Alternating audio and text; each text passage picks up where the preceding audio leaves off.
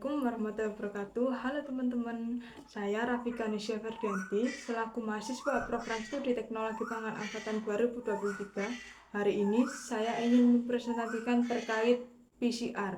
Saya dari kelompok 4 bersama dua rekan saya yaitu Jayanti dan Utami dengan NIM 231412111003 dan rekan saya Winda Julianti dengan NIM 231412121011. Pokok pembahasan yang akan kami bahas hari ini mencakup 9 hal, yaitu yang pertama definisi PCR, yang kedua adalah konsep PCR, yang ketiga adalah komponen PCR, yang keempat adalah prinsip umum PCR, yang kelima adalah tahapan PCR, yang keenam adalah jenis-jenis PCR, yang ketujuh adalah manfaat PCR dalam teknologi pangan atau dalam bidang pangan, yang kedelapan adalah keunggulan dan keterbatasan PCR, yang kesembilan adalah aplikasi PCR dalam kimia analisis.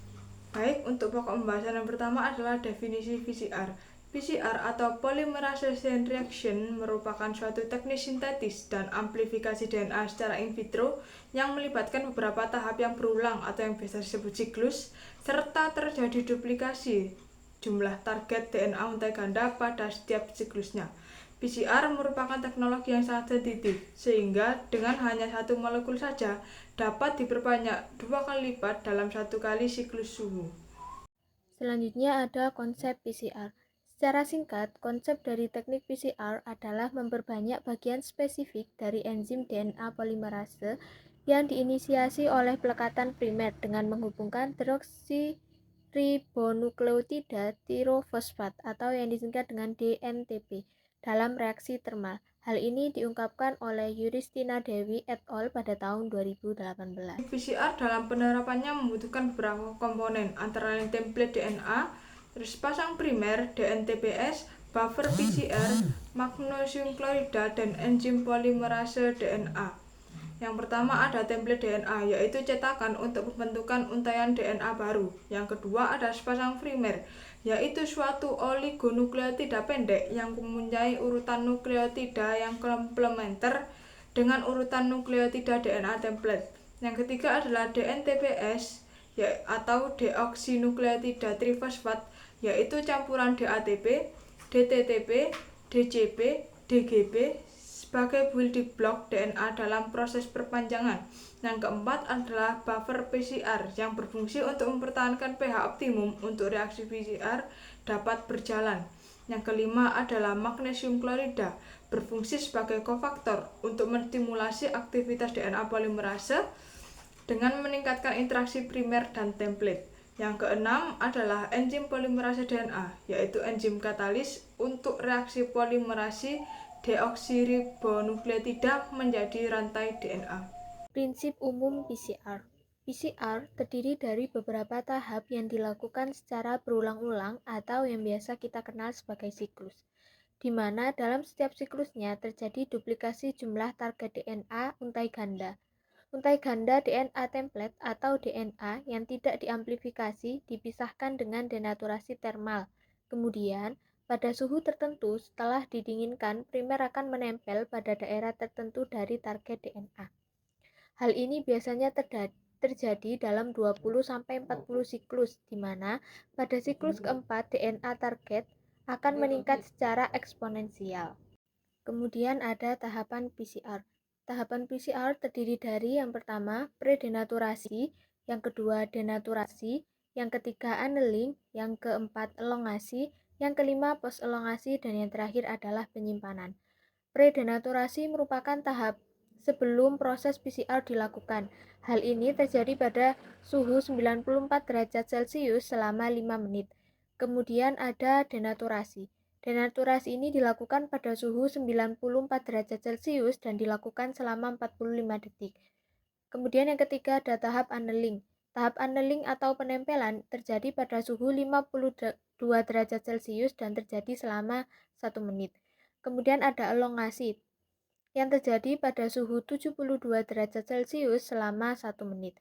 Yang kelima ada post-elongasi. Tahap post-elongasi terjadi pada suhu 72 derajat Celcius selama 5 menit. Hal ini bertujuan agar semua hasil PCR yang dihasilkan dalam bentuk untai ganda. Dan yang terakhir adalah penyimpanan hasil PCR. Penyimpanan hasil PCR pada suhu penyimpanan 15 derajat Celcius selama 10 menit.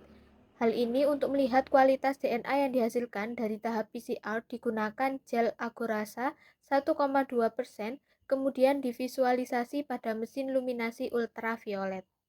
Berikut pembahasan jenis-jenis PCR. Yang pertama, kuantitatif PCR atau qPCR digunakan untuk mengukur kuantitas urutan target atau biasanya dalam real time.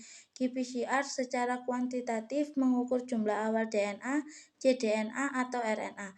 PCR kuantitatif biasanya digunakan untuk menentukan urutan DNA yang ada dalam sampel dan jumlah salinannya dalam sampel. PCR kuantitatif memiliki tingkat presisi yang sangat tinggi. Metode PCR kuantitatif menggunakan pewarna fluoresen seperti SYBR green, EVA green, atau probe DNA yang mengandung fluorofor seperti TaqMan untuk mengukur jumlah produk yang diamplifikasi secara real time. Kuantitatif PCR juga disingkat menjadi RT-PCR atau Real-Time 130 PCR, tetapi singkatan ini digunakan untuk references transcription PCR. qPCR sesuai untuk PCR kuantitatif. Kedua, reference transcription PCR atau RT-PCR. RT-PCR adalah prosedur dua langkah yang melibatkan pembuatan salinan cDNA dari mRNA. Kemudian menggunakan PCR untuk amplifikasi cDNA. Pertama, sampel mRNA yang tidak memiliki intron diisolasi. Referensi transkriptase digunakan untuk membuat salinan cDNA dari mRNA. Sampel cDNA kemudian diamplifikasi dengan PCR. Proses ini menghasilkan banyak salinan cDNA tanpa intron. Referensi transcription banyak digunakan dalam profil ekspresi untuk menentukan ekspresi gen atau untuk mengidentifikasi urutan transkrip RNA, termasuk situs awal dan penghentian transkripsi. Jika urutan DNA genom dari suatu gen diketahui, reference transcription PCR dapat digunakan untuk memetakan lokasi ekson dan intron dalam gen tersebut. 3. Nested PCR dikembangkan untuk meningkatkan sensitivitas dan spesifitas PCR. Teknik ini menggunakan 2 pasang primer amplifikasi dan 2 putaran PCR. 2 set primer digunakan dalam 2 proses PCR yang berurutan. Pada reaksi pertama, sepasang primer digunakan untuk menghasilkan produk DNA. Selain target yang dituju, mungkin masih terdiri dari fragmen DNA yang tidak amplifikasi secara spesifik. Produk kemudian digunakan dalam PCR kedua dengan satu set primer yang lokasi pengikatnya berbeda seluruhnya atau sebagian. Sensitivitas yang mengikat muncul dari jumlah siklus total yang tinggi dan peningkatan spesifitas muncul dari annealing set primer kedua hingga urutan yang dihasilkan oleh siklus pertama. Yang keempat, multiplex PCR. Multiplex PCR terdiri dari beberapa set primer dalam satu campuran PCR. Multiplex PCR berfungsi untuk menghasilkan aplikon dengan berbagai ukuran yang khusus untuk urutan DNA yang berbeda. Dengan menargetkan beberapa gen sekaligus, informasi tambahan dapat diperoleh dari satu uji coba yang sebaliknya akan membutuhkan beberapa kali reagen dan lebih banyak waktu untuk melakukan. Suhu annealing untuk masing-masing set primer harus dioptimalkan agar bekerja dengan benar dalam satu reaksi, dan ukuran aplikon. Artinya, panjang pasangan basa mereka harus cukup berbeda untuk membentuk pita yang berbeda ketika divisualisasikan dengan elektroforesis gel. Yang kelima, inverse PCR. Inverse PCR pendekatan lain yang menggunakan informasi urutan tidak lengkap untuk amplifikasi gen target adalah inverse PCR. Syarat penggunaan teknik inversi PCR adalah urutan bagian dari molekul DNA yang panjang, misalnya kromosom. Tujuannya adalah untuk memperluas analisis di sepanjang molekul DNA ke daerah yang tidak diketahui. Biasanya untuk mensintesis primer untuk PCR, target yang tidak diketahui urutannya harus diapit oleh 2 wilayah urutan yang diketahui. Dalam teknik inversi PCR justru kebalikan dari itu. Target molekul DNA diubah menjadi lingkaran. Mengintari lingkaran membuat kembali ke awal. Efeknya, meskipun hanya satu bentengan kecil, urutan yang diketahui bentuk melingkar memungkinkan memiliki satu wilayah di kedua sisi urutan target. Yang keenam, hot start PCR. Hot start PCR dapat dilakukan secara manual dengan memanaskan komponen reaksi ke suhu denaturasi, misalnya 95 derajat Celcius. Sebelum menambahkan polimerase, sistem enzim khusus telah dikembangkan untuk menghambat aktivitas polimerase pada suhu kamar, baik dengan pengikatan antibodi atau dengan adanya inhibitor yang terikat secara kovalen yang hanya terdisosiasi pada aktivasi suhu tinggi. Hot start PCR atau cold finish dicapai dengan polimerase hibrid baru yang tidak aktif pada suhu kamar dan langsung diaktifkan pada suhu elongasi. Yang ke-7, intersequence spesifik. Metode PCR untuk DNA fingerprinting yang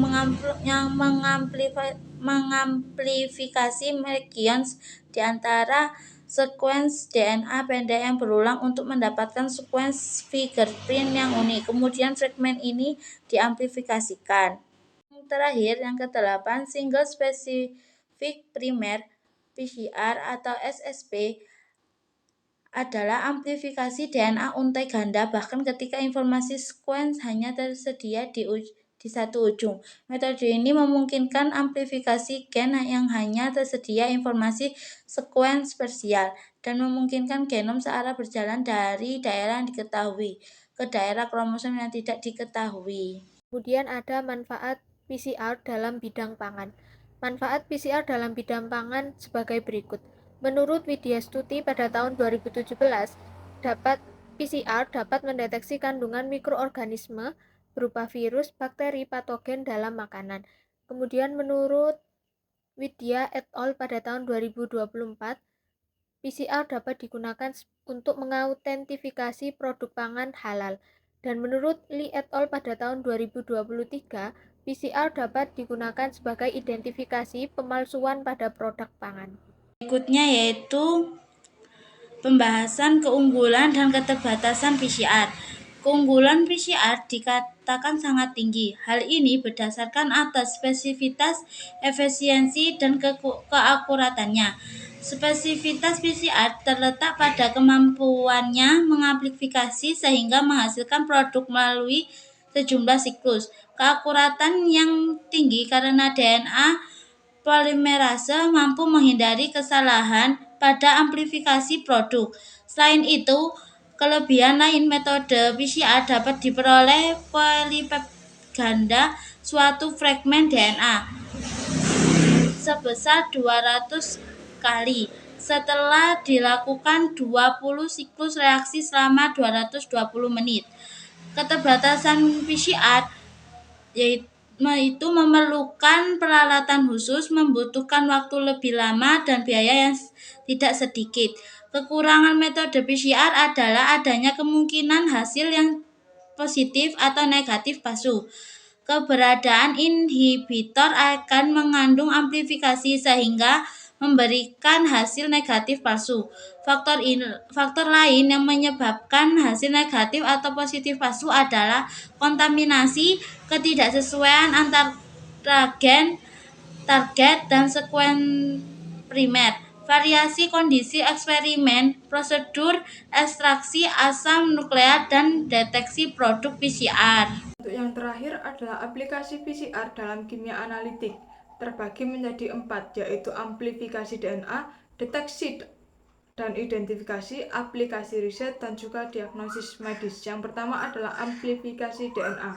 PCR memungkinkan amplifikasi DNA dari sampel yang sangat kecil, dapat berupa nanogram atau pikogram, menjadi jutaan salinan. Contohnya pada analisis forensik, sedikit sampel darah atau rambut di TKP bisa dianalisis profil DNA pelaku, dan sampel darah atau jaringan pasien yang terbatas dapat dideteksi keberadaan virus dan bakterinya. Yang kedua adalah deteksi dan identifikasi. PCR mampu mendeteksi secara spesifik keberadaan mikroorganisme target. Contohnya deteksi bakteri E. coli dalam sampel makanan atau minuman, serta identifikasi strain virus influenza. Yang ketiga adalah aplikasi riset. PCR membantu penelitian di bidang biologi molekuler. Contohnya screening mutasi gen target obat dalam pengembangan obat dan juga karakterisasi antigen patogen untuk pengembangan vaksin. Yang terakhir adalah diagnosa medis. PCR menjadi metode diagnostis yang akurat dan sensitif. Contohnya deteksi mutasi gen penyebab kanker dan identifikasi patogen penyebab infeksi. Sekian presentasi dari kelompok kami, kurang lebihnya kami mohon maaf. Wassalamualaikum warahmatullahi wabarakatuh.